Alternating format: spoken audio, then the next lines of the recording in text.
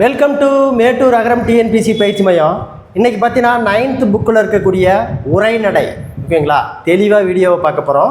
இதுக்கு முன்னாடி 8th வரைக்கும் நம்ம உரைநடையை எல்லாமே வீடியோவை போட்டாச்சு. அதே மாதிரி பார்த்தீங்கன்னா கொஷின் பேங்க் வினா வங்கி ஒவ்வொரு புக்கில் இருக்கக்கூடிய, ஓகேங்களா, 6வது இயல், 7வது இயல், 8வது, 9வது, 10வது, 12வது வரைக்கும் இயல் வாரியாக வினா வங்கி வீடியோவை போட்டாச்சு.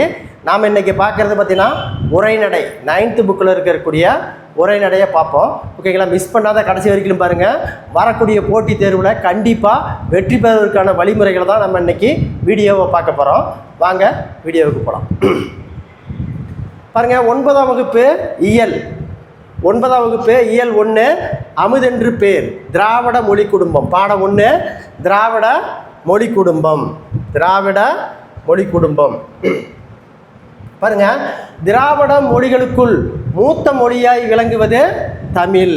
திராவிட மொழிகளுக்குள் மூத்த மொழியாக விளங்குவது தமிழ். திராவிட மொழிகளுக்குள் மூத்த மொழியாக விளங்குவது தமிழ். கருத்துக்களை பிறருக்கு உணர்த்த மனிதர் கண்டுபிடித்த கருவிதான் மொழி.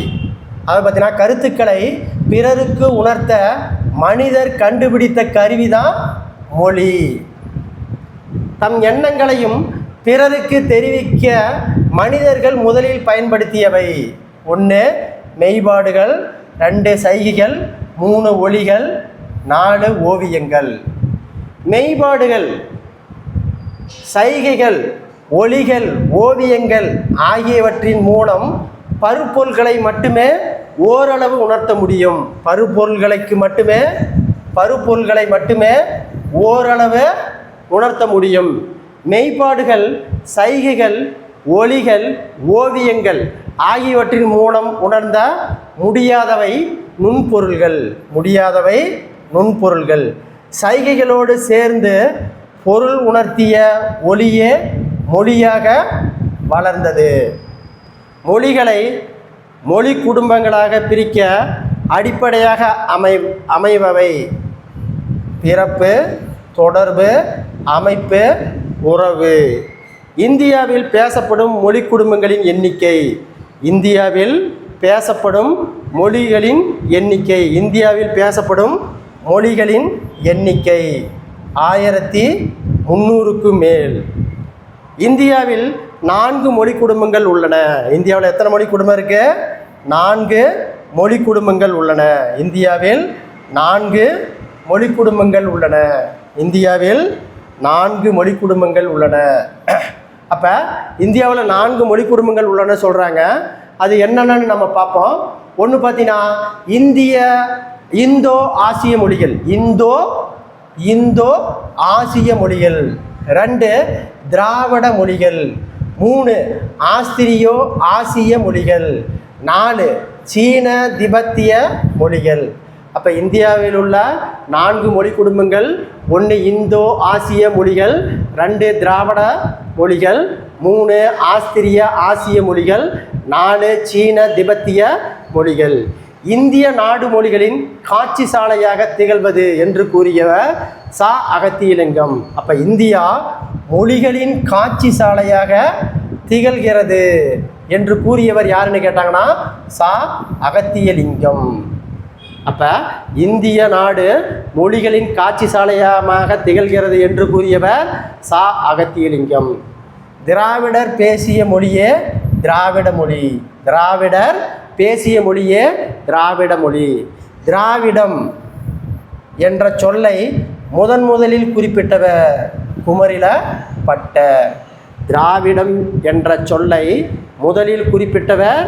குமரிலப்பட்டர்.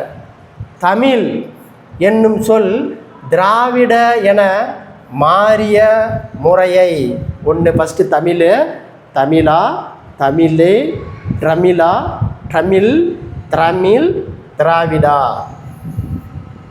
என்று விளக்கியவர் இராசு பாதிரியார். யார்? இராசு பாதிரியார். அப்போ தமிழ் மொழி தான் திராவிட மொழியாக உருவானதுன்னு சொல்லியிருக்கிறார். யார்? இராசு பாதிரியார். இந்திய மொழிகள் அனைத்திற்கும் வடமொழியே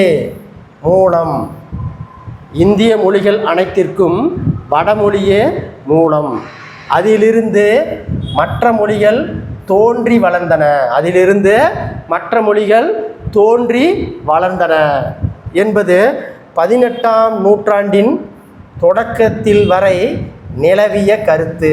18ஆம் நூற்றாண்டின் தொடக்கம் வரை நிலவிய கருத்து. ஐரோப்பிய மொழிகளோடு தொடர்புடையது வடமொழி.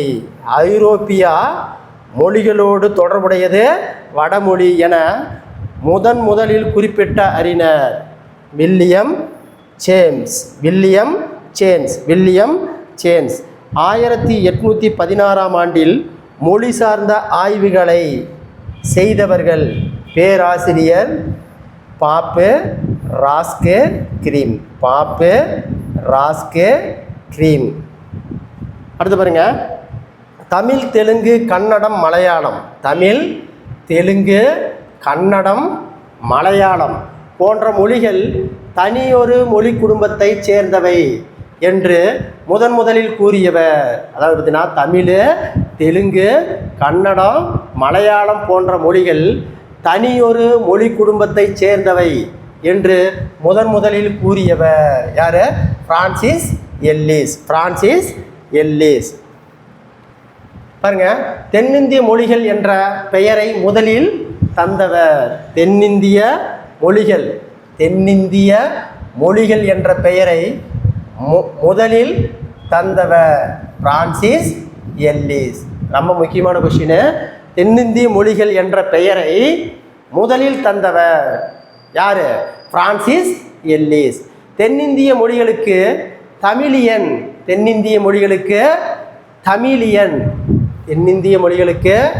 தமிழியன் என்று பெயரிட்டதோடு ஆரிய மொழிகளிலிருந்து இவை மாறுபட்டவை என்று கூறியவர் யார்? கோக்கன். தென்னிந்திய மொழிகளுக்கு தமிழியன் என்று பெயரிட்டதோடு ஆரிய மொழிகளிலிருந்து இவை மாறுபட்டவை என்று கூறியவர் கோக்கன். இதே கருத்தை கொண்டிருந்த மற்றொரு அறிஞர் மார்க்ஸ் முல்லர். திராவிட மொழிகளின் ஒப்பிலக்கணம் என்ற நூலை எழுதியவர் கால்டுவெல். திராவிட மொழிகளின் ஒப்பிலக்கணம் என்னும் நூலை எழுதியவர் கால்டுவெல். இந்நூலை எழுதிய ஆண்டு 1856. திராவிட மொழிகள் ஆரிய மொழி குடும்பத்திலிருந்து வேறுபட்டவை என தம் நூலில் எழுதியவர் கால்டுவெல். திராவிட மொழிகளை ஆய்வு செய்தவர்கள் Sten Konow, K V Subbaiah, L V Ramasamy, Burrow Emeneau, Kamil Zvelebil, Andronov, தேப்போ மீனாட்சி சுந்தரம். திராவிட மொழி குடும்பத்தின் மூன்று வகை. அதாவது பார்த்தீங்கன்னா திராவிட மொழி குடும்பத்தை 3 வகை. 1 தென் திராவிட மொழிகள், 2 நடு திராவிட மொழிகள், 3 வட திராவிட மொழிகள். அதாவது பார்த்தீங்கன்னா திராவிட மொழி குடும்பத்தை 3 வகையாக பிரிக்கிறாங்க. 1 தென் திராவிட மொழிகள், நடு திராவிட மொழிகள், 3 வட திராவிட மொழிகள். தமிழ், கன்னடம், மலையாளம் முதலியனவை தென் திராவிட மொழிகள். அப்போ தென் திராவிட மொழிகள்லாம் எது? தமிழ், கன்னடம், மலையாளம் முதலியன தென் திராவிட மொழிகள். தெலுங்கு முதலியனவை நடு திராவிட மொழிகள். பிராய்கு முதலியன வட திராவிட மொழிகள். அப்போ பாருங்கள், ஓகேங்களா? என்ன நான் சொல்கிறோம்? தமிழ், கன்னடம், மலையாளம் முதலியன தென் திராவிட மொழிகள்னு சொல்லிட்டாங்க. அடுத்தது தெலுங்கு முதலியனவை நடு திராவிட மொழிகள்னு சொல்லிட்டாங்க. பிராய்கு முதலியனவை வட திராவிட மொழிகள் அப்படின்னு சொல்லியிருக்காங்க. ஓகேங்களா? இந்த மூவகை திராவிட மொழிகளை நம்ம இன்னைக்கு தெளிவாக பார்க்க போகிறோம். ஓகேங்களா? மூவகை திராவிட மொழிகள் பாருங்கள். ஃபஸ்ட்டு அப்படியே பிரிச்சுக்கோங்க. தென் திராவிட மொழி, நடு திராவிட மொழி, வட திராவிட மொழி. தென் திராவிட மொழி பாருங்கள்: தமிழ், மலையாளம், கன்னடம், குடகு, துளு, கோத்தா, தோடா, கொரகா, இருளா. ஓகேங்களா? 1 2 3 4 5 6 7 8 9. இந்த 9ம் பார்த்தீங்கன்னா தென் திராவிட மொழிகள். தென் திராவிட மொழிகள் தமிழ், மலையாளம், கன்னடம், குடகு, துளு, கோத்தா, தோடா, கோரகா, இருளா. இது தென் திராவிட மொழிகள். நடு திராவிட மொழிகள் பாருங்கள். தெலுங்கு, கூயி, கூவி, கோண்டா, கோலமி, நாய்க்கி, பொங்கோ, முண்டா, பர்ஜி, கதபா, கோண்டி, கோயா. 1 2 3 4 5 6 7 8 9 10 11 12. இந்த 12ம் நடு திராவிட மொழிகள். நடு திராவிட மொழிகள். அடுத்து பாருங்க, வட திராவிட மொழிகள் மொத்தம் 3 பிரிச்சிருக்கிறாங்க. ஒன்று குறுக்கு, மால்யுத்தோ, இன்னொன்று பிராக்யூ, இன்னொன்று பிராக்யூ. ஓகேங்களா? இதை ஏன் சொல்கிறேன்னா, ஓகேங்களா, இதில் வட திராவிட மொழிகளை 3 கொடுத்துட்டு தென் திராவிட மொழிகளில் 1 கொடுத்துட்டு பொருந்தாததுன்னு கேட்கலாம். ஓகே, அதாவது வட திராவிட மொழிகளில் பொருந்தாதது எது அப்படின்னு கேட்கலாம். ஓகேங்களா? இல்லை நடு திராவிட மொழியில் ஒரு 3 கொடுத்துட்டு வேறு திராவிட மொழியில் 1 ஆட் பண்ணிவிட்டு இதில் பொருந்தாதது எதுன்னு நம்ம கேட்கலாம். இதுதான் ஓகேங்களா நம்ம இந்தியாவுக்குள்ளே பேசக்கூடிய ஓகேங்களா திராவிட மொழிகள். பாருங்கள், ஒவ்வொருதும் எங்கெங்கே பேசுகிறாங்கன்னு. தமிழ் இலங்கையிலையும் பேசுகிறாங்க, கோயா, மால்டோ, குருகு. ஓகேங்களா? எந்தெந்த இந்தியாவில் எந்தெந்த ஏரியாவில் என்னென்ன மொழி பேசுகிறாங்க அப்படிங்கிறதான் இந்த மேப்பு. அடுத்து பாருங்க, ஓகேங்களா, அண்மையில் கண்டறியப்பட்ட 4 திராவிட மொழிகளில், அப்போ அண்மையில் கண்டறியப்பட்ட எத்தனது 4 திராவிட மொழிகளுள் எருகலா, தங்கா, குறும்பா, சோழிகா. அப்போ அண்மையில் இப்போ ரீசண்டாக அண்மையில் கண்டறியப்பட்ட 4 திராவிட மொழிகளுள் எருகலா, தங்கா, குறும்பா, சோழிகா. இவற்றுள் திராவிட மொழிகள் மொத்தம் எத்தனைனா 28. தமிழ் வடமொழியின் மகளென்று சமஸ்கிருத காலப்பின்றி தனித்து இயங்கவும் ஆற்றல் பெற்ற மொழி என்று கூறியவர் கால்டுவெல். அப்போ வடமொழியை சமஸ்கிருதம் தமிழ் மட்டும் தனித்து இருக்கக்கூடியது என்று சொன்னவர் யாருன்னா கால்டுவெல். சொற்களின் இன்றியமையாத பகுதி வேர் சொல் அல்லது அடிச்சொல். கண் என்னும் அடிச்சொல் திராவிட மொழிகளில் வழங்கும் வகை எது? கண் என்பதற்கு. ஓகேங்களா? கண்ணு பாருங்க, அடிச்சொல்லு. கண்ணுனா தமிழில் கண்ணுன்னு சொல்கிறான். கண்ணு அப்படின்னா மலையாளம், கன்னடம். இந்த கண்ணு 2 சுழி இன்னு. கண்ணுன்னா தெலுங்கு, குடகு. 3 சுழி இது போட்டு ஆயுத எழுத்து போட்டு கண்ணுன்னு போட்டால் குறுக்கு. கென், பர்ஜி, கோல், தோடா. அடுத்து பாருங்க, 3 என்பதை எது? 3 என்னும் அடிச்சொல் திராவிட மொழிகளில் வழங்கும் வகை. 3 அப்படின்னா தமிழ், 3னா தமிழ். 3 அப்படின்னா மலையாளம், 3 அப்படின்னா தெலுங்கு, 3 அப்படின்னா கன்னடம், மூஜி அப்படின்னா துளு. மூஜி என்றால் துளு. உயிரட்ட பொருள்களும் கண்ணுக்கு புலப்படாத நுண்பொருள்கள் கூட ஆண் பெண் என்ற பாகுபடுத்தப்படும் மொழிகள் வடமொழி, ஜெர்மன் மொழி. வடமொழி, ஜெர்மன் மொழி. வடமொழியில் கைவிரல்கள் பெண்பால், கால் விரல்கள் ஆண்பால். அப்போ வடமொழியில் கைவிரல்கள் பெண்பாலும் கால் விரல்கள் ஆண்பால். ஜெர்மன் மொழியில் பாருங்கள், வாய் என்பது ஆண்பால், மூக்கு என்பது பெண்பால், கண் என்பது பொதுப்பால். கண் என்பது பொதுப்பால். திராவிட மொழிகளின் ஆண்பால் பெண்பால் என்ற பகுப்பு உணர்ந்தினை ஒருமையில் மட்டும் உண்டு. திராவிட மொழிகளில் அஃறிணை பொருள்களுக்கு பால்பாட்டுக்கும் பால் காட்டும் விகுதிகள் இல்லை. பால் காட்டும் விகுதிகள் இல்லை. திராவிட மொழிகளில் தனி சொற்களாயோ ஆண் பெண் என்ற பகுப்பை உணர்த்தினர். பாருங்க, குரங்கு, இது ஆண் குரங்கு. நம்ம என்ன சொல்கிறோம்? குரங்களை ஆண் குரங்கை நம்ம என்ன சொல்கிறோம் பாருங்கள்? குரங்கின் ஆண் பெண். ஓகேங்களா? குரங்களை ஆணுக்கு பார்த்தீங்கன்னா கடுவன், பெண்ணுக்கு பார்த்தீங்கன்னா மந்தி. அதே மாதிரி பார்த்தீங்கன்னா யானையின் ஆண் பெண்ணுக்கு, யானை ஆணுக்கு ஆணுனா களிறு, பிடினா பெண் யானை. அப்போ வித்தியாசப்படுத்து பாருங்க. குரங்கை நம்ம ஆண் பெண் குரங்கை எப்படி பிரிக்கிறோம் அப்படின்னு பார்த்தீங்கன்னா, கடுவன் என்றால் ஆண் குரங்கு, மந்தி என்றால் பெண் குரங்கு.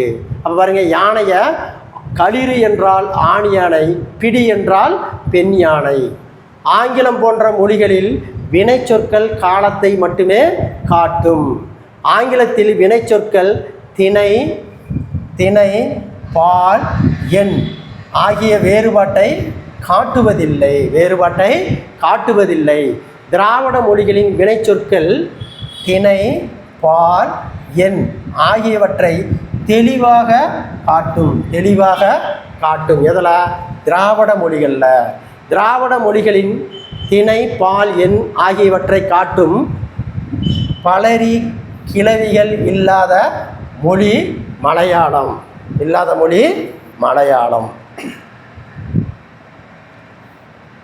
அடுத்து பாருங்க, ஓகேங்களா? திராவிட மொழிகளின் பழமை பாருங்க. மொழி தமிழ், கன்னடம், தெலுங்கு, மலையாளம். பாருங்க, தமிழில் இலக்கியத்துக்கு இலக்கியம் சங்க இலக்கியம். காலம் பார்த்தீங்கன்னா 5ஆம் நூற்றாண்டிலிருந்து, ஓகேங்களா, 2ஆம் நூற்றாண்டு அளவில். இலக்கண நூல் தொல்காப்பியம். காலம் அதாவது தோ ஆ மு 3ஆம் நூற்றாண்டு அளவில். சான்று தமிழ் இலக்கிய வரலாறு மூவா சாகித்ய அகாடமிக்கு விருது நூல்கள். கன்னடம் பார்த்தீங்கன்னா, கன்னடத்தில் இலக்கியத்துக்கு கவிராஜ மார்க்கம், இது 9ஆம் நூற்றாண்டு. இலக்கண நூல் கவிராஜ மார்க்கம், இதுவும் காலம் 9ஆம் நூற்றாண்டு. இங்கே பாருங்கள், இந்திய இலக்கண கொள்கையின் பின்னணியில் தமிழ் இலக்கண சேவை சண்முகம்.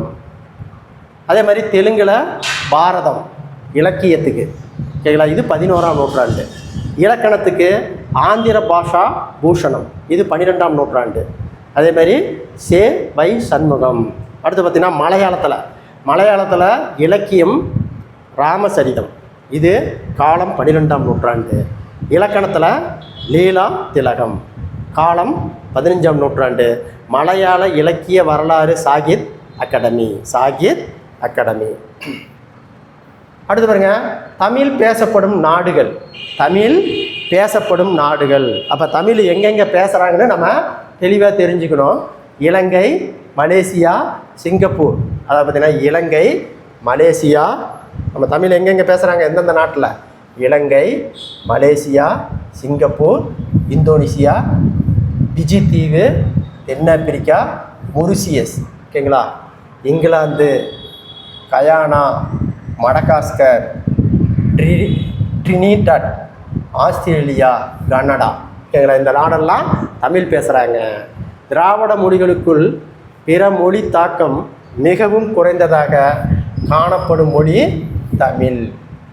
திராவிட மொழிகள் சிலவற்றின் தாய்மொழியாக கருதப்படுவது தமிழ். ஒரே பொருளை குறிக்க பல சொற்கள் அமைந்த செல்வ வளமும் சொல்லாட்சியும் நிரம்ப பெற்ற மொழி தமிழ் மொழி. திராவிட மொழி குடும்பத்தின் மூத்த மொழி தமிழ் மொழி. அப்போ திராவிட குடும்பத்தின் மூத்த மொழி தமிழ் மொழி. இந்தியாவின் தொன்மையான கல்வெட்டுக்களில் பெரும்பாலான தமிழிலேயே அமைந்துள்ளன. மூல திராவிட மொழியின் பண்புகள் பலவற்றையும் பேணி பாதுகாத்து வரும் மொழி தமிழ் மொழி. பணத்தாளில் தமிழ் மொழி இடம்பெற்றுள்ள நாடுகள், ஓகேங்களா, தமிழ் மொழி இடம்பெற்றுள்ள நாடுகள் மொரிஷியஸ், இலங்கை. அப்போ பணத்தாளில் தமிழ் மொழி இடம்பெற்றுள்ள நாடுகள் சில அப்படின்னா மொரிஷியஸும் இலங்கையில் மட்டும்தான் தமிழ் மொழி காணப்படுது. அடுத்த பாடம் பாருங்க, தமிழ் ஓவியம். அடுத்த பாடம் தமிழ் ஓவியம். காலம் பிறக்கும் முன் பிறந்தது தமிழே, காலம் பிறக்கும் முன் பிறந்தது தமிழே, காலமும் நிலையாயிருப்பது தமிழே என்று பாடியவர் ஈரோடு தமிழின்பம். யார்? ஈரோடு தமிழின்பம். இக்கவிதை இடம்பெற்றுள்ள நூல் தமிழ் ஓவியம். ஒரு பூவின் மலர்ச்சியையும் ஒரு குழந்தையின் புன்னகையும் புரிந்து கொள்ள அகராதிகள் தேவைப்படுவதில்லை, பாடலும் அப்படித்தான் என்று குறிப்பிட்டவர் ஈரோடு தமிழின்பம். தமிழோவியம் தமிழோவியம் என்னும் நூல் முன்னுரையில் இவ்வாறு கூறியுள்ளது.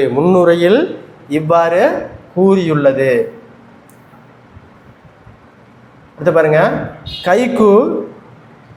கைக்கு சென்றியு லிமரக்கு என பல வடிவங்களில் கவிதை நூல்களை தந்தவர் ஈரோடு தமிழின்பம். ஈரோடு தமிழின்பம் சாகித்ய அகாடமிக் விருது பெற்றது வணக்கம் வள்ளுவா என்ற கவிதை நூல்களுக்காக. அதை பார்த்தீங்கன்னா ஈரோடு தமிழின்பம் சாகித்ய அகாடமிக்கு விருது பெற்ற நூல் வணக்கம் வள்ளுவா. இவ்விருது எந்த ஆண்டு பெற்றதுன்னா 2004. ஈரோடு தமிழின்பம் நூல்களில் தமிழக அரசின் பரிசு பெற்ற நூல் தமிழின்ப கவிதைகள். ஈரோடு தமிழின்பம் கவிதைகள் மொழிபெயர்க்கப்பட்ட மொழிகள் இந்தி, உருது, மலையாளம், ஆங்கிலம். அப்போ ஈரோடு தமிழின்பனுடைய கவிதைகள் மொழிபெயர்க்கப்பட்ட மொழி எதுன்னு கேட்டாங்கன்னா இந்தி, உருது, மலையாளம், ஆங்கிலம். அடுத்து பாருங்க, பின்வரும் ஈரோடு தமிழின்பனுடைய வரிகள். என்னது வரிகள்? அவருடைய வரிகள் பாருங்க. ஆகமாய் புறமாய் இலக்கியங்கள் அவை அமைந்ததாய் சொல்லும் இலக்கணங்கள். மானிட மேன்மையை சாதித்திட குரல் மட்டுமே போதுமா ஓதி நட. குறைகள் சொல்வதை விட்டுவிட்டு புதுக்கோலம் புனைந்து தமிழ் வளர்ப்பாய். இது ஈரோடு தமிழினுடைய வரிகள். அடுத்து பாருங்க, இனிமையும் நீர்மையும் தமிழனல் என்று கூறும் நூல். இனிமையும் நீர்மையும் தமிழனல் ஆகும் என்று கூறும் நூல் பிங்கள நிகண்டு. யாமறிந்த மொழிகளேயே தமிழ் மொழி போல் இனிதாவது எங்கும் காணோம் என்று பாடியவர் பாரதியார். உலக தாய்மொழி நாள் பிப்ரவரி 21. உலக தாய்மொழி நாள் பிப்ரவரி 21. தமிழை ஆட்சி மொழியாக கொண்ட நாடுகள் இலங்கை, சிங்கப்பூர். தமிழை ஆட்சி மொழியாக கொண்ட நாடுகள் இலங்கை, சிங்கப்பூர். அடுத்த பாடம் பாருங்க, தமிழ் விடும் தூது. அடுத்த பாடம் தமிழ் விடும் தூது. தமிழியன் இனிமை, இலக்கிய வளம், பாச்சிறப்பு, சுவை, அழகு, திறம், தகுதி ஆகியவை விரிவி உள்ள சிற்றிலக்கியம் தமிழ் விடும் தூது. சிற்றிலக்கியம் தமிழ் விடும் தூது. குறம், பல்லு என்பவை சிற்றிலக்கிய வகைகள். குறம், பல்லு என்பவை சிற்றிலக்கிய வகை. மூன்றினம் துறை, தாளிசை, விருத்தம். அதாவது பார்த்தீங்கன்னா 3 இனம் எதுனா துறை, தாளிசை, விருத்தம். பாருங்க, முக்குணம் என்பது பொருள் 3 குணங்கள். பொருள் 3 குணங்கள் பாருங்க. 1 சத்துவம் அமைதி, மேன்மை ஆகியவற்றை சுட்டும் குணம். அடுத்து பார்த்தீங்க, ராசசம் போர், தீவிரமான செயல்களுக்கு குறிக்கும் குணம். தாமசம் சோம்பல், தாழ்மை போன்றவற்றை குறிக்கும் குணம். அடுத்து பாருங்க, வண்ணங்கள் 5. வெள்ளை, சிவப்பு, கருப்பு, மஞ்சள், பச்சை. வண்ணங்கள் 100. குறில், அகவல், தூங்கிசை, வண்ணம் முதலியன. எடை, மெல்லிசை, வண்ணம் 100ஆக, ஈன்றாக 100. ஊனரசம் என்பதன் பொருள் குறையுடைய சுவை. அடுத்து பாருங்க, நவரசம் வீரம், அச்சம், இளிப்பு, வியப்பு, காமம், அவலம், கோபம், நகை, சமநிலை ஆகியவை 9 சுவைகள். அடுத்து பாருங்க, வனப்பு என்பதன் பொருள் அழகு. 8 வகை வனப்புக்கள். அம்மை, அழகு, தொன்மை, தோடு, விருந்து, இயைபு, புலன் இயைபு. 2 கன்னிகளைப் போல் 2 அடி பூக்களை வைத்து தொடுக்கும் மாலை கன்னி எனப்படும். தமிழில் 2 அடி 2 அடிகள் கொண்ட எதுகையால் தொடுக்கப்படும் செய்யுள் வகை கண்ணி. தூது என்பது தமிழ் சிற்றிலக்கிய வகைகளில் ஒன்று. வாயில் இலக்கியம், சந்து இலக்கியம் என்னும் பெயர்களால் அழைக்கப்படுவது தூது இலக்கியம். அப்போ தூது இலக்கியத்தை எப்படி அழைக்கிறாங்க? வாயில் இலக்கியம், சந்து இலக்கியம். தலைவன் தலைவியர்களுள் காதல் கொண்ட ஒருவர் மற்றொருவரால் செலுத்தும் அன்பை புலப்படுத்த அனுப்பப்படுவது தூது. நம்முடைய கருத்திற்கு உடன்பாட்டைக்கும் அறிகுறியாக மாலையை வாங்கி வருவது அனுப்பப்படுவது தூது. தூது அனுப்பப்படும் பொருள்கள் அன்ன முதல் வண்டு ஈராக 10. அப்போ தூது அனுப்பப்படும் பொருள் அன்ன முதல் வண்டு ஈராக 10 பொருள். அப்போ தூது அனுப்பக்கூடிய பொருள்கள் மொத்தம் 10. தூது இலக்கியத்திற்கு உரிய பாவகை களி வெண்பா. மதுரை சொக்கநாதர் மீது காதல் கொண்ட பெண் ஒருத்தி தமிழ் மொழியை தூது விடுவதாக அமைந்த நூல் தான் தமிழ் விடும் தூது. அப்போ தமிழ் விடும் தூது பாருங்கள். மதுரை சொக்கநாதர் மீது காதல் கொண்ட பெண் ஒருத்தி தமிழ் மொழியை தூது விடுவதாக அமைந்த நூல் தான் தமிழ் விடும் தூது. தமிழ் விடும் தூதில் உள்ள கன்னிகள் 268. தமிழ் விடும் தூது நூலை முதலில் பதிப்பித்தவர் உவே சா. அவர் பதிப்பித்த ஆண்டு 1930. தமிழ் விடும் தூதின் நூலின் ஆசிரியர் தெரியாது. பின்வரும் தமிழ் விடும் தூது நூலின் அடிகள். தித்திக்கும்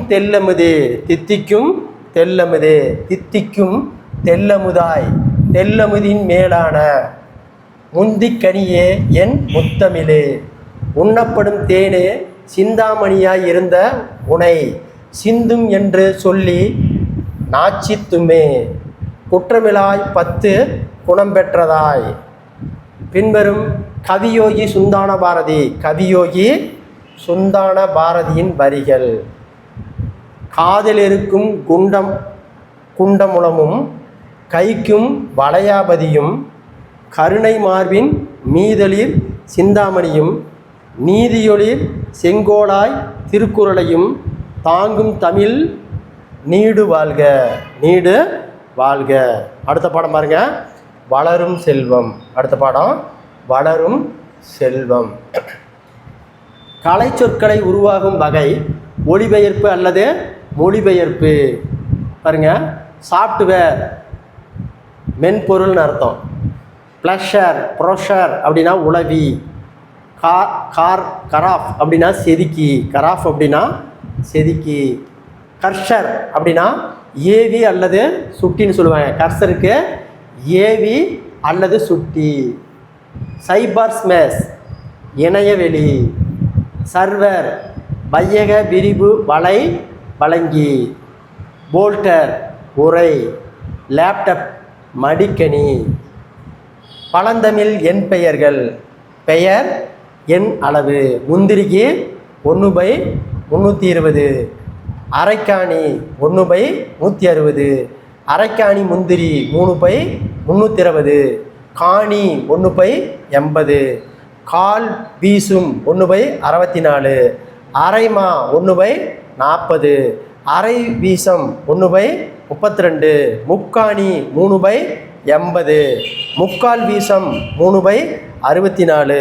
ஒருமா 1/20. மகாணி வீசம் 1/16. இருமா 1/10. அரைக்கால் 1/8. மூன்றுமா 3/20. மூன்றும் வீசும் 3/16. நாலுமா 1/5. சங்க இலக்கியத்தில் குறிப்பிடப்படும் கடற்கலன்கள் நாவாய், வங்கம், தோணி, களம். தமிழ் சொற்களாகிய நாவாய் ஆங்கிலத்தில் நேவி என ஆகியுள்ளது. அப்போ தமிழ் சொற்களாகிய நாவாய் ஆங்கிலத்தில் நேவி என ஆகியுள்ளது. உலகின் தொன்மையான மொழியாகவும் செவ்விதழ் மொழியாகவும் திகழ்வது கிரேக்க மொழி. கிரேக்க மொழியில் இடம்பெற்றுள்ள கடல் சார்ந்த தமிழ் சொற்கள் எரிதிரை, எருதிரன், களன், கலியுக கோய், நீர், நீரியோஸ், நீரிய, நாவாய், நாயு, தோணி, தோணிஸ். கிரேக்க மொழியின் தொன்மையான காப்பியம் இலியத். கிரேக்க மொழியின் தொன்மையான காப்பியம் இலியத். இலியத் காப்பியத்தினுடைய காலம் கிமு 8ஆம் நூற்றாண்டு. பா என்னும் தமிழ் சொல் இலியத்திற்கு பாயோனோ என குறிப்பிடப்பட்டுள்ளது. கிரேக்கத்தில் அப்போலோ என்னும் கடவுளுக்கு பாடப்படுவது பா. கிரேக்கத்தில் வெண்பா வடிவ பாடல்கள் சப்போ என அழைக்கப்படுகிறது. சப்போ என அழைக்கப்படுகிறது. வெண்பாவிற்குரிய செப்பலோசை என்னும் சொல்லிலிருந்து பிறந்தது ஷாபோ. இச்சொல் கிரேக்கத்திலிருந்து லத்தீன் மொழிக்கு சென்றது. இன்று இச்சொல் ஆங்கிலத்தில் செப்பிங் சேஷன் ஷா என வழங்கப்படுகிறது. இழிவரல் என்பது துன்ப சுவையினை குறிக்கும். கிரேக்கத்தில் துன்ப சுவையுடைய பாடல்கள் இலிகியா என அழைக்கப்படுகின்றன. தமிழரும் கிரேக்கரும் கடல் வழியாக தொடர்பு கொண்டனர். கிரேக்கத்திலிருந்து தமிழ்நாட்டிற்கு கடலில் எவ்வழியாக வர வேண்டும் என்று கூறும் கிரேக்க நூல் எரித்தியஸ் ஆப் தி பெரிப்ளஸ். இந்நூலில் பெயரில் உள்ள தமிழ் சொற்கள் எரித்திரோசியன், எரித்திரை, கடலை சார்ந்த பெரிய புலம் என்பது எரித்திரோசியன் ஆப் தி பெரிப்ளஸ் என ஆகியுள்ளது. கலை சொற்கள் உருபன், ஓரோஃபின், ஒளியன், கோன்மே. ஒப்பிலக்கணம் கார்ப்பரேட்டிவ் கிராமர், பேரகதாதி, லக்சிகன். கவிஞர் வாலியின் வரிகள். கவிஞர் வாலியின் வரிகள் பாருங்க. விறகு நான் மண்டமில் உன்னருள் வாய்ந்த பிறகு நான் வீணையாய் போனேன். செந்தமிழே நின்னமல் விமானனேன் நான். தருவாய் நிழல்தன் தருவாய் நிதம் என் வருவாய் நீ என வருவாய். அழகு என்னும் பேரழகே மெய்போய் மக்கள் அகத்திலும் நீ குடியிருக்க வேண்டுமென என்று பாடியவர் மாயிலே தங்கப்பா. நூல்களும் ஆசிரியர்களும் திராவிட மொழியின் ஒப்பிலக்கணம் ராபர்ட் கால்டுவெல். மொழிபெயர்ப்பும் ஒளிபெயர்ப்பும் மணவை முஸ்தபா. மாணவர்களுக்காக தமிழ் என் சொக்கன். அடுத்து பாருங்க இயல் 2 ஊருக்கு வேர் நீரின்றி அமையாது உலகம். இயல் 2ல் நீரின்றி அமையாது உலகம். வான் சிறப்பு என்னும் தலைப்பில் 10 கோட்பாடுகளை பாடியவர் வள்ளுவர். மாமலை போற்றதும் என்று இயற்கையை வாழ்த்தி பாடியவர் இளங்கோவடிகள். உலக சுற்றுச்சூழல் நாள் ஜூன் 5ஆம் நாள். நீர்நிலையை குறிக்கும் பெயர்கள் அகழி, ஆழிக்கிணறு, உறைக்கிணறு, ஆனை, ஏரி, குளம், ஊருணி, கண்மாய், கேணி. பாருங்க, நீரின்றி அமையாத உலகம் என்ற கருத்தை பதிவு செய்தவர் திருவள்ளுவர். நிலமும் மரமும் உயிர்கள் நோயின்றி வாழ வேண்டும் என்னும் நோக்கில் வளர்கின்றன என்று கூறியவர் மாங்குடி மருதனார். பாண்டிய மண்டலத்தில் ஏரியை கண்மாய் என்பர். கம்மாய் என்பது வட்டார வழக்கு சொல். மணற்பாங்கான இடத்தில் தோண்டி எடுக்கப்பட்ட வளையமிட்ட கிணறு உறைக்கிணறு. மக்கள் பருகுநீர் உள்ள நீர்நிலை ஊருணி. அப்போ ஊருணின்னா என்னது? மக்கள் பருகுநீர் உள்ள நீர் ஊருணி. கரிகால சோழன் காலத்தில் கட்டப்பட்டது கல்லணை. கல்லணையின் நீளம் 1080 அடி. கல்லணையின் அகலம் 40 முதல் 60 அடி வரை. கல்லணையின் உயரம் 15 முதல் 18 அடி. வலுவான கட்டுமான தொழில்நுட்பத்தில் இன்று பயன்படுத்துவதோடு நமது வரலாற்று பெருந்தன்மையை சான்றாக நிற்பது கல்லணை. மணிநீரும் மண்ணும் மலையும் அணிநிலர் காடும் உடையது அரண் என்று கூறியவர் வள்ளுவர். நாட்டின் சிறந்த அரண்களுக்குள் நீருக்கு முதலிடம் தருபவர் திருவள்ளுவர். இந்திய நீர்ப்பாசனத்தின் தந்தை எனப்படுபவர் சர் ஆர்தர் காட்டன். இந்திய நீர்ப்பாசனத்தின் தந்தை என அழைக்கப்படுபவர் sir Arthur Cotton. Sir Arthur Cotton. Sir Arthur Cotton ஓர் ஆங்கில பொறியாளர். 1829 காவிரி பாசன பகுதியை தனி பொறுப்பாளராக ஆங்கில அரசால் நியமிக்கப்பட்டவர் சர் ஆர்தர் காட்டன். பயனற்று இருந்த கல்லணையை சிறு சிறு பகுதியாய் பிரித்து மணல் போக்கினை அமைத்தவர் சர் ஆர்தர் காட்டன். பழந்தமிழரின் அணைக்கட்டு திறமையை பாசன மேலாண்மையும் உலகுக்கு எடுத்து கூறியவர் சர் ஆர்தர் காட்டன். பாருங்க, கல்லணைக்கு கிராண்ட் அணைக்கட்டு என்று பெயர் சூட்டியவர் சர் ஆர்தர் காட்டன். கல்லணையின் கட்டுமான உந்திகளை கொண்டு கட்டப்பட்ட அணை தான் ஓகேங்களா தெல்லீஸ்வரம் அணை. கோதாவரி ஆற்றின் குறுக்கே தெல்லீஸ்வரர் அணையை கட்டியவர் சர் ஆர்தர் காட்டன். தெல்லீஸ்வர் அணையை கட்டப்பட்ட ஆண்டு 1873. நாம் வாழும் தமிழ்நாடு வெப்பமண்டல பகுதியில் உள்ளது. நாம் வாழும் தமிழ்நாடு வெப்பமண்டல பகுதியில் உள்ளது. தாயை பழித்தாலும் தண்ணீரை பழிக்காது என்பது சொல் வழக்கு. தமிழ் மரபில் வாழ்வியலோடு பிணைக்கப்பட்டவை நீரும் நீராடலும் என்று கூறியவர் பேராசிரியர் தே. பரமசிவம். பேராசிரியர் தே. பரமசிவம். அடுத்து பாருங்க, குளித்தல் என்ற சொல்லுக்கு உடம்பினை தூய்மை செய்தல். குளித்தல் என்ற சொல்லுக்கு உடம்பினை தூய்மை செய்தல். குளித்தல் என்ற சொல்லு உடம்பினை தூய்மை செய்தல் அல்லது அழுக்கு நீக்குதல் என்பது பொருள் அல்ல. குளித்தல் என்பதன் பொருள் சூரிய வெப்பத்தாலும் உடல் உழைப்பாலும் வெப்பமடைந்த உடலுக்கு குளிர வைத்தல். குளிர்தல் என்பதை குளிர்தல் என்று ஆயிற்று அப்படின்னு தே. பரமசிவன் சொல்லியிருக்காரு. குளிர குடைந்து நீராடு என்று பாடியவர் ஆண்டாள். தெய்வ சிலைகளுக்கு குளிர்க்க வைப்பதற்கு திருமஞ்சனம் ஆடல் என்று கூறுவர். அப்ப தெய்வ சிலைகளை குளிர்க்க வைப்பதை திருமஞ்சானம் ஆடல் என்று கூறுவர். நீராடல் என்பது பிள்ளை தமிழின் ஒரு வகை பருவம். திருமணமான பின்பு கடலோடுதல் என்னும் வழக்கம் தமிழகத்தில் உண்டு. இறப்பு சடங்குகளின் உடலை நீராட்டுவதற்கு தண்ணீர் கொண்டு வருவது நீர்மலை எடுத்து வருதல் எனப்படும்.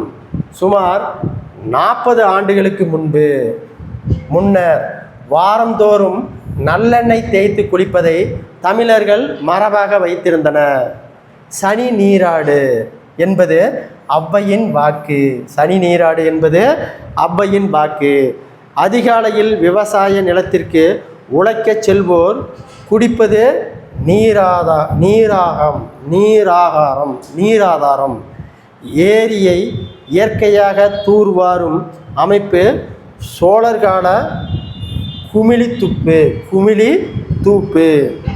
குமிழித்தூப்புகளில் உள்ள 2 துளைகள் நீரோடி துளை மற்றும் சேரடி துளை. நீராடி துளை அல்லது சேரடி துளை. அடுத்து பாருங்க, நிலத்தடி நீர்வளம் குறைந்து வரும் நாடுகள். நிலத்தடி நீர்வளம் குறைந்து வந்துள்ள நாடுகள் இந்தியா, பாகிஸ்தான், சீனா. நமது நாட்டில் 10 ஆண்டுகளுக்கு முன்பு 700 அடி வரை ஆழ்குழாய் இறக்கியும் நீர் கிடைக்காத மாநிலம் ராஜஸ்தான்.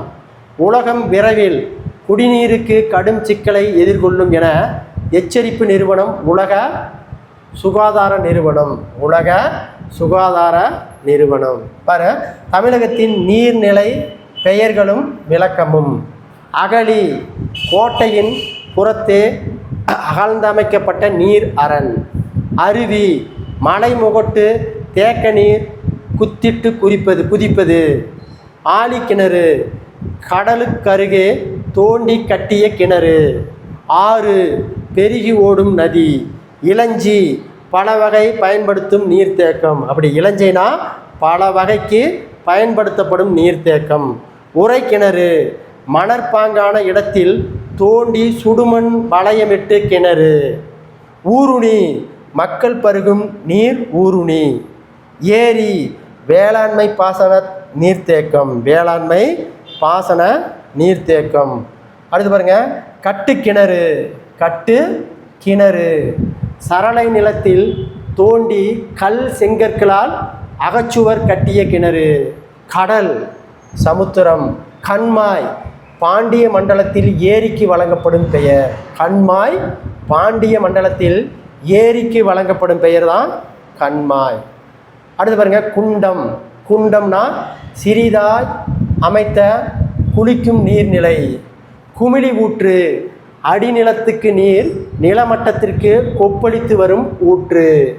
கூவல் உவர்மண் நிலத்தில் தோண்டப்படும் நீர்நிலை. கேணி அகலமும் ஆழமும் உள்ள பெருங்கிணறு. சிறை தேக்கப்பட்ட பெரிய நீர்நிலை. மணற்குளம் நீர்வரத்து மடையின்றி மழைநீரை கொண்டுள்ள குளிக்கும் நீர்நிலை. பூட்டை கிணறு கமலை நீர் பாய்ச்சும் அமைப்புள்ள கிணறு. உலகின் பல்லுயிர் பாதுகாப்பிற்கு அடிப்படை தேவையாக இருப்பது தண்ணீர். தேனி, திண்டுக்கல், மதுரை, சிவகங்கை, ராமநாதபுரம் ஆகியவற்றில் விவசாயத்திற்கு குடிநீருக்கும் உதவும் அணை முல்லை பெரியார் அணை. முல்லை பெரியார் அணையை கட்டியவர் ஜான் பென்னிகுக். யார்? இவர் தான் ஜான் பென்னிகுக். இவர் தான் முல்லை பெரியார் அணையை கட்டியவர். கூடுதல் நிதி ஒதுக்க ஆங்கில அரசு மறுத்தபோது தனது சொத்துக்களை விற்று முல்லை பெரியாறு அணையை கட்டியவர் ஜான் பென்னிகுக். John Pennycuick. அப்பகுதி மக்கள் தம் குழந்தைகளோடு பென்னிகுக் குவிக் என பெயர் சூட்டும் வழக்கம் இன்றும் உள்ளது. அடுத்த படம் பாருங்க, பட்டமரம். பட்டமரம் என்னும் கவிதையை எழுதியவர் தமிழ் ஒளி. கவிஞர் தமிழ் ஒளி புதுவையில் பிறந்தவர். கவிஞர் தமிழ் ஒளியினுடைய காலம் 1924 1965 வரை. பாரதியாரின் வழித்தோன்றலாகவும் பாரதிதாசனின் மாணவனாகவும் விளங்கியவர் கவிஞர் தமிழ் ஒளி. கவிஞர் தமிழ் ஒளியினுடைய நூல்கள்: நிலை பெற்ற சிலை, வீராயி, கவிஞனின் காதல், மேதினமே வருக, கண்ணப்பன் கிளிகள், குருவிப்பட்டி, தமிழர் சமுதாயம், மாதவி காவியம். மிசை என்பதன் எதிர்ச்சொல் கீழே. அடுத்து பாருங்க, சொல்லும் பொருளும்: குந்த உட்கார, மிசை மேல், கந்தம் மனம், விசனம் கவலை. அடுத்து பாருங்க, பின்வரும் தமிழ் ஒளியின் வரிகள்: கொட்டைக்கிளையோடு நின்று தினமொரு மூச்சுவிடும் மரமே, வெட்டப்படும் ஒரு நாள் வருமென்று விசானம் அடைந்தாயோ, குந்த நில தர கந்த மலர் தர கூரை விரித்த இலை, ஏடுதரு கதையாய் முடித்தன இன்று வெறுங்கனவே, வெறுங்கனவே. அடுத்து பாருங்க, பெரிய புராணம். அடுத்த டாபிக்கு பெரிய புராணம் பாடம். பெரிய புராணத்தை இயற்றியவர். அடுத்த பாடம் பெரிய புராணம். பெரிய புராணத்தை இயற்றியவர் சேக்கிழார். அடியார் பெருமைகளை ஓரடியில் கூறும் நூல். அடியார் பெருமைகளை ஓர் அடியில் கூறும் நூல் திருத்தொண்டர் தோகை. அடியார் பெருமையை ஓரடியில் கூறும் நூல் திருத்தொண்டர் தோகை. திருத்தொண்டர் தோகையை எழுதியவர் சுந்தரர். திருத்தொண்டர் தோகையை சிறிது விரித்து எழுதப்பட்ட நூல் திருத்தொண்டர் திருவந்தாதி. திருத்தொண்டர் திருவந்தாதியை எழுதியவர் நம்பியாண்டார் நம்பி. ஒவ்வொரு பாடலிலும் ஒவ்வொரு அடியாரின் சிறப்பை கூறும் நூல் திருத்தொண்டர் திருவந்தாதி. இந்த 2 நூல்களையும் அடிப்படையாக கொண்டு எழுதப்பட்டது தான் பெரிய புராணம். ஒவ்வொரு புராணத்திலும் ஒவ்வொரு அடியவராக 63 சிறப்புகளை விளக்க பாடப்பட்டது தான் பெரிய புராணம். அப்போ 63 நாயன்மார்களை பற்றி சிறப்பாக சொல்லக்கூடிய நூல் தான் பெரிய புராணம். உலகம், உயிர், கடவுள் ஆகிய 3ஐயும் ஒருங்கிணைத்து காட்டும் காவியத்தின் தான் பெரிய புராணம் என கூறியவர் திருவி கல்யாண சுந்தரம். பெரிய புராணத்தின் இன்னொரு பெயர் திருத்தொண்ட புராணம். பெரிய புராணத்தின் இன்னொரு பெயர் திருத்தொண்ட புராணம். தன் பெருமை காரணமாக இது பெரிய புராணம் என்று அழைக்கப்படுகிறது. சேக்கிழார் கிபி 12ஆம் நூற்றாண்டைச் சேர்ந்தவர். சேக்கிழார் சோழ மன்னன் 2ஆம் குலோத்துங்கன் அவையில் முதலமைச்சராக இருந்தார். சேக்கிழார் 2ஆம் குலோத்துங்கன் அவையில் முதலமைச்சராக இருந்தார். பக்தி சுவை நனி சொட்ட சொட்ட பாடிய கவிவளவா என்று சேக்கிழாரை பாராட்டியவர் மகாவித்துவான் மீனாட்சி சுந்தரம். நாடெல்லாம் நீர் நாடாக திகழ்வது சோழ நாடு. காவிரியின் பாதையெல்லாம் பூவிரியும் கோலத்தை அழகா விவரித்து கூறும் நூல் பெரிய புராணம். அடுத்து பாருங்க, சொல்லும் பொருளும். அடுத்தது சொல்லும் பொருளும். மா வண்டு, வாவி பொய்கை, மணிலம் சங்கு, களை கரும்பு, குலை சிறுகிளை, மாடு பாக்கம், ஆடும் நீராடும், துதைந்து எழும் கலங்கி எழும், கன்னி வலை இளமையான வாழை மீன், தெருக்குவளை நெருங்குகின்ற சங்குகள், சூடு நெல் அரிக்கட்டு, தேரி தேன், பாண்டில் வட்டம், நாளிகேரம் தென்னை, மது தேன், தரளம் முத்து, வரம்பு வரப்பு, கா சோலை, வளர்முதல் நெற்பயிர், கோடு குளக்கரை, அரும்பு மலர்மொட்டு, மேதி எருமை, சுரிவலை சங்கு, பகடு எருமைக்கடா, சிமயம் மலையுச்சி, நரந்தம் நாரத்தை, நரந்தம் நாரத்தை.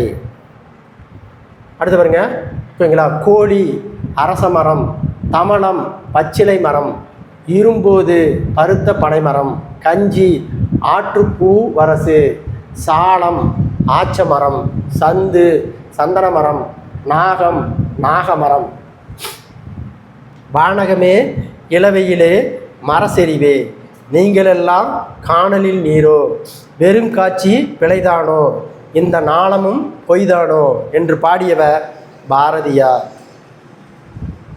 பின்வரும் பெரிய புராணத்தின் திருநாட்டு சிறப்பு பகுதியில் இடம்பெற்றுள்ள அடிகள்: காடெல்லாம் களைக்கரும்பு, காவலெல்லாம் குலைக்கரும்பு, மாடெல்லாம் கருக்குவளை, வயலெல்லாம் தெருக்குவளை, அன்னம் ஆடும் அகன்துறை பொய்கையில், அரி தரு செந்நீர் சூட்டின் அடுக்கில் சோர்ப.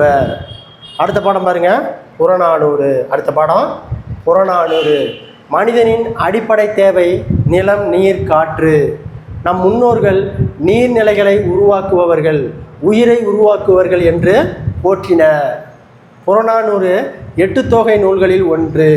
பண்டைய வேந்தர்களின் வீரம், வெற்றி, கொடை குறித்து குறுநில மன்னர்கள், புலவர்கள், சான்றோர்கள் உள்ளிட்டவர்களை பெருமைகளை பற்றி கூறும் நூல் புறநானூறு. அன்றைய மக்களின் புற வாழ்க்கையை பற்றி கூறும் நூல் புறநானூறு. பண்டை தமிழர்களின் அரிய வரலாற்றை செய்திகள் அடங்கிய பண்பாட்டு கருவூலமாக திகழும் நூல் புறநானூறு. அடுத்து பாருங்க, சொல்லும் பொருளும். யாக்கை உடம்பு, புன்புலம் புள்ளிய நிலம், புணரியோர் தந்தவர், தான்கு முயற்சி ஆளுமை, தள்ளாதோர் இவன் தள்ளாதோரோ என்பதன் பொருள் குறைவில்லாது நீர்நிலை அமைப்பவர்கள், குறைவில்லாது புகழையுடையவர்களாக விளங்குபவர்கள் என்பதாகும். குளம் தொட்டு கோடு பதித்து வழி சிந்தும், உள் தொட்டு உழுவயல் ஆக்கி என்று கூறும் நூல் சிறுபஞ்ச மூலு, சிறுபஞ்ச மூலம்.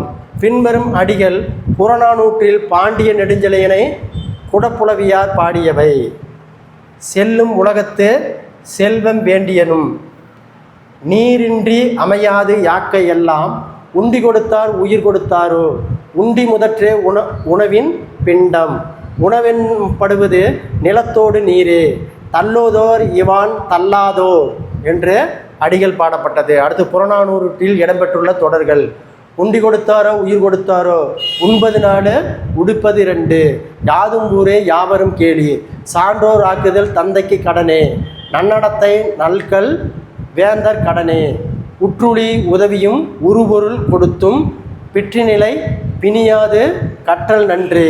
அப்படிங்கிறது எல்லாமே புறநானூறுடைய அடிகள். அடுத்த பாடம் பாருங்க, தண்ணீர். அடுத்த பாடம் தண்ணீர். தண்ணீர் என்னும் சிறுகதையை எழுதியவர் கந்தர்வன். கந்தர்வனுடைய இயற்பெயர் ராமலிங்கம். கந்தர்வன் ராமநாதபுரம் மாவட்டத்தைச் சேர்ந்தவர். கந்தர்வன் தமிழ்நாடு அரசின் கருவூல கணக்குத்துறையில் பணியாற்றியவர். கந்தர்வன் சிறுகதைகளையும் கவிதைகளையும் எழுதியிருக்கிறார். கந்தர்வனின் குறிப்பிடத்தக்க சிறுகதை தொகுப்புகள் சாசனம், ஒவ்வொரு கால்வாய், கொம்பன். இன்று உச்சத்தில் இருப்பது நீர் நெருக்கடி. பின்வரும் கவிமணியின் கவிதை வரிகள்: கல்லும் மலையும் குதித்து வந்தேன், பெருங்காடும் செடியும் கடந்து வந்தேன், ஏறாத மேடுகள் ஏறி வந்தேன், பல ஏரி குளங்களை நிரப்பி வந்தேன். பூமொழி என்னும் கவிதையை எழுதியவர் யூமா வாசகி. யூமா வாசகியின் கவிதை வரிகள்: வீட்டின் பக்கத்தில் நிற்கிறது ஒரு மரம், கூடத்து ஜன்னலுக்கும் சமையலறைக்கும் ஜன்னலுக்குமாய் கிளைகளின் வழியே ஓடி ஓடி கவனித்திருக்கிறது அணில். ஓடி ஓடி கவனித்திருக்கிறது அணில். அர்த்த கிளைகளை அர்த்தமங்களை மரம் பூக்களாக ஒளி பெய்ந்தது, அதன் மீது உதிர்ந்து கொண்டிருப்பது தெரியாமல். அடுத்து கலை சொற்கள் பாருங்க. குமிழிக்கல், கன்சூல் ஸ்டோன். நீர் மேலாண்மை, வாட்டர் மேனேஜ்மெண்ட். பாசன தொழில்நுட்பம், இரிகேஷன் டெக்னாலஜி. வெப்பமண்டலம், ட்ராபிக்கல் ஜூன். மறைநீர், வைரிக்கல் வாட்டர். அடுத்து நூனோ ஆசிரியரும். அழகின் சிரிப்பு, பாவேந்தர் பாரதிதாசன். தண்ணீர் கோமல் சுவாமிநாதன். தண்ணீர் தேசம் வைரமுத்து. வாய்க்கால் மீன்கள் வே இறையன்பு. மழைக்காலமும் குயிலோசையும் மா கிருஷ்ணன். கண்ணுக்கு புலப்படாத தண்ணீரும் புலப்படும் உண்மைகளும் மா அசோகன். உணவுப் பொருட்களை உற்பத்தி செய்ய செலவிடப்பட்ட தண்ணீர் தேவை குறித்து பேசுவது புலப்படாத தண்ணீர். இதனை மறைநீர் என்று பெயரிலும் குறிப்பர். ஒரு